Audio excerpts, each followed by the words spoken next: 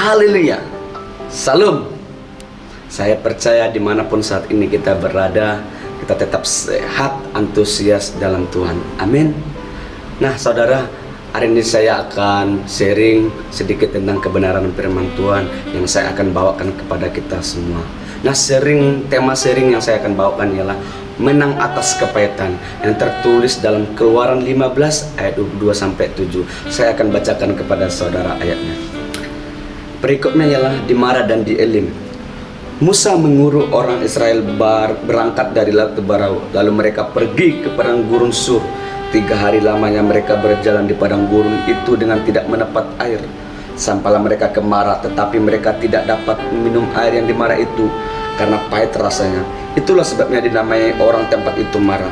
Lalu bersungut-sungutlah bangsa itu kepada Musa. Kata mereka, apakah yang akan kami minum? Musa berseru-seru kepada Tuhan, dan Tuhan menunjukkan kepadanya sepotong kayu.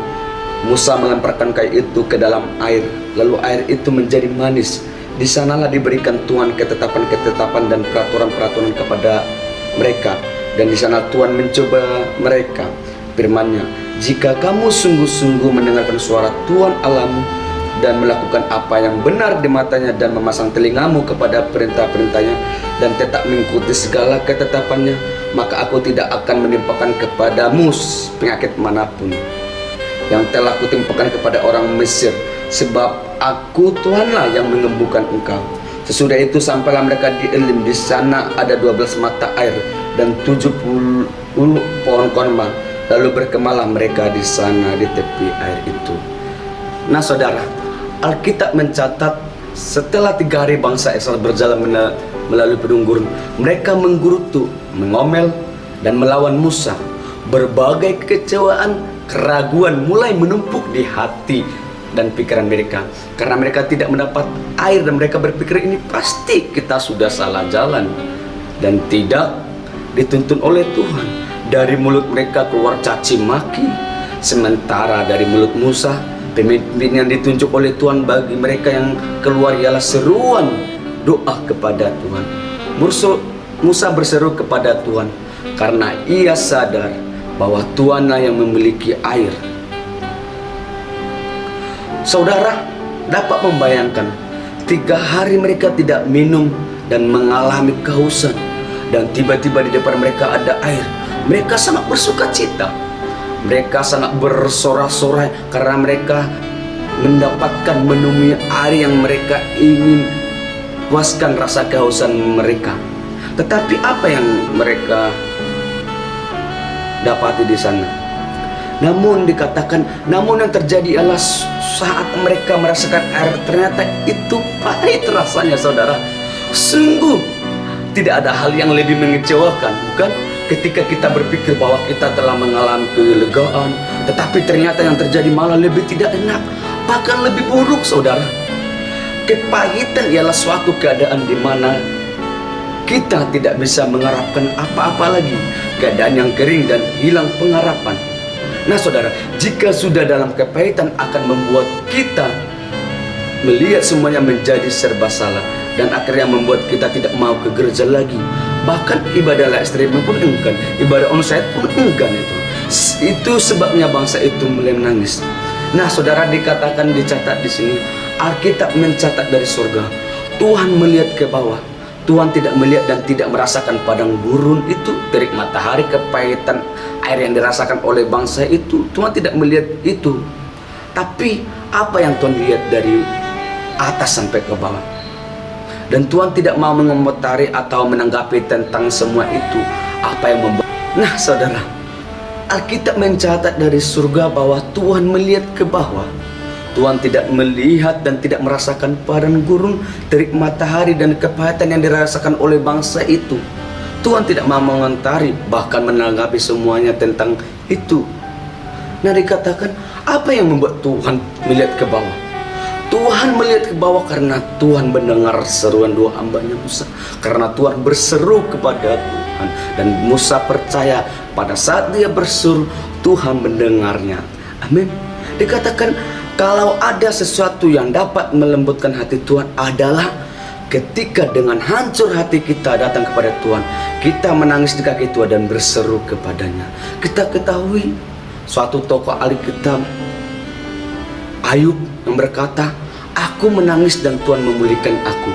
Dan tokoh Alkitab berkata juga, Yunus berkata, aku berseru kepada Tuhan dari perut ikan dan Tuhan membebaskan aku. Bahkan Sadrak, Mesak, Abednego berseru kepada Tuhan dari dalam dapur api, lalu Tuhan mengeluarkan dan Tuhan mempromosikan mereka.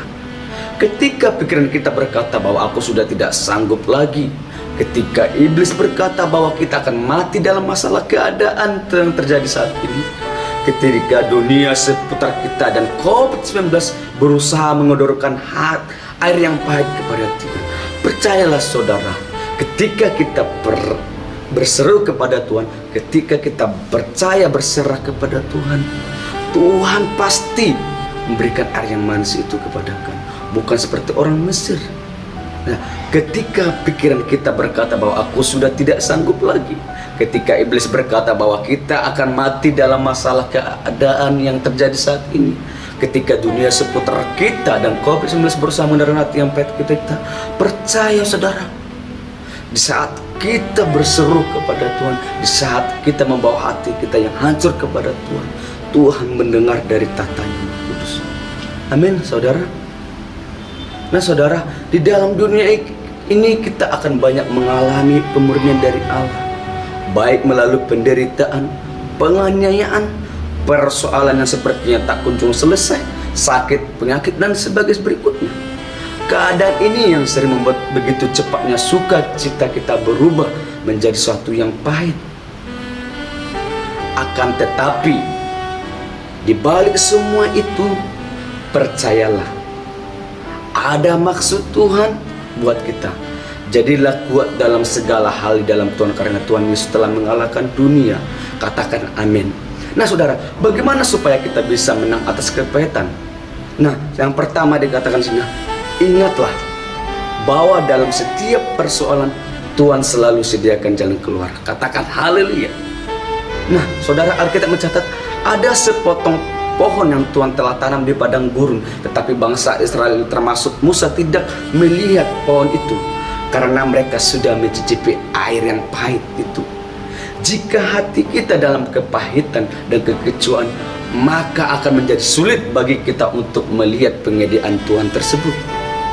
Ketika Tuhan membuka mata Musa, Musa menjadi satu-satunya yang bisa melihat pohon itu. Kata Tuhan, ambil ranting itu dan lemparkan ke dalam kolam, maka air yang pahit itu akan menjadi manis. Ini sangat tidak masuk akal saudara, tetapi itulah firman Allah. Pohon itu tidak tumbuh dalam semalam, itu telah dirancangkan sejak lama. Tuhan sudah menyiapkan jauh hari sebelum bangsa Israel tiba di sana. Begitu juga dengan kita umatnya. Apapun masalah dan keadaan kita, Dia tahu keadaan kita hari ini. Yang katakan amin.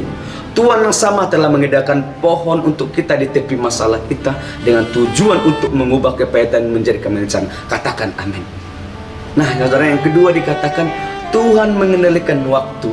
Tuhan yang maha tahu apa yang telah lalu, sekarang, dan yang ada di depan kita. Tuhan tahu di masa ini akan ada COVID-19, ada krisis, ada semua hal yang akan dihadapi umatnya hari ini. Tuhan tahu segala keadaan kita hari ini. Tuhan Yesus yang sudah mati untuk kita telah mengedarkan pohon sebagai jalan keluar bagi kita. Pohon adalah tools atau alat pembebasan sebelum musuh menyerang kita. Masalahnya, ketika Tuhan sudah mengedarkan tools itu, maka bagian kita lah yang menentukan dan menetapkan tanggal pengirimannya. Caranya ialah dengan berseru kepada Tuhan dan jangan mengandalkan pikiranmu sendiri. Nah saudara, Tuhan telah menyediakan tools-tools yang akan kita bawa. Tetapi yang dimana masalahnya adalah bagaimana kita mengendalikan tools itu tersebut sehingga kita mampu melewati masa-masa hari ini.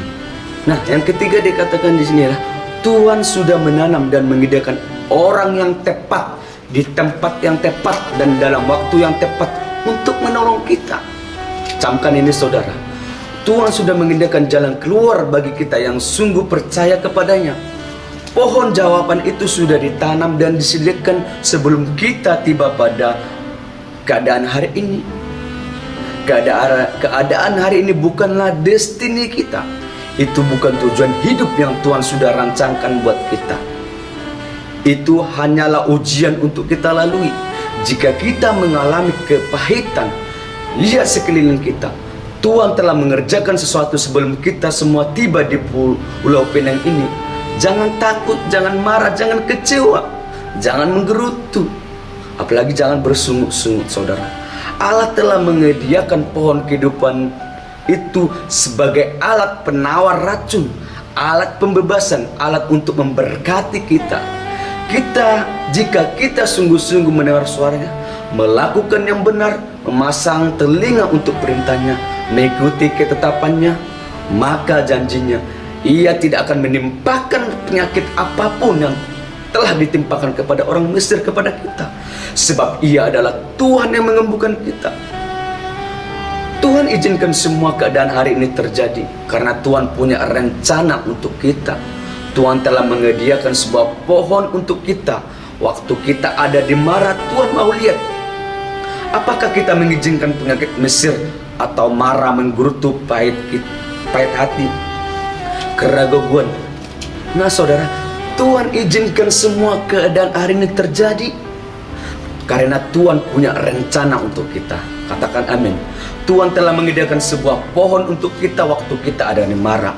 Tuhan mau melihat apakah kita mengizinkan penyakit Mesir yang dikatakan menggerutu pahit hati, keraguan ada dalam hidup kita. Jika kita lulus, yaitu tidak mengizinkan penyakit Mesir menguasai hati dan hidup kita, maka janjinya bagi kita, Ia akan menyembuhkan dan meluputkan kita. Apapun keadaan kita, jangan berhenti di Mara, jangan berkecil hati di sana, jangan cepat-cepat mengerah kepada Tuhan, jangan cepat-cepat mengalahkan Tuhan dan gereja. Lihatlah, Tuhan telah menyediakan sesuatu yang terbaik kepada kita. Di depan kita Tuhan telah menyediakan 12 sumur berkat dan 70 pohon kurma, peneduh tempat peristirahatan yang nyaman penuh dengan kemakmuran. Akan Tuhan sediakan kepada kita jika kita lulus melewati masa sukar ini. Tetap mempercayai Tuhan, jangan andalkan pikiran kita, dan tetap menjaga hati kita untuk tidak dipahitkan oleh apapun dan siapapun juga. Saya percaya dimanapun saudara yang berada pada saat ini, jangan pernah mendendam kepahitan dalam hati kita. Sebab jikalau kita memendam kepahitan hati kepada seorang, engkau tidak akan melihat jalan destinasi yang Tuhan berikan kepadamu. Nah saudara, terus jagalah hatimu dari segala kewaspadaan, karena dari situlah terpancar kehidupan. Saya berdoa hari-hari ini kita terus bersuka cita, dijauhkan dari kepahitan hati, dari setiap dan keadaan apapun dari setiap kita. Saya percaya hari-hari ini kita adalah sebagai pemenang atas kekecewaan, atas kepahitan dalam kehidupan ini. Amin saudara. Saya percaya hari ini kita dikuatkan, bila terus kita mendapat kekuatan yang baru dalam Tuhan. Tuhan Yesus memberkati. Amin.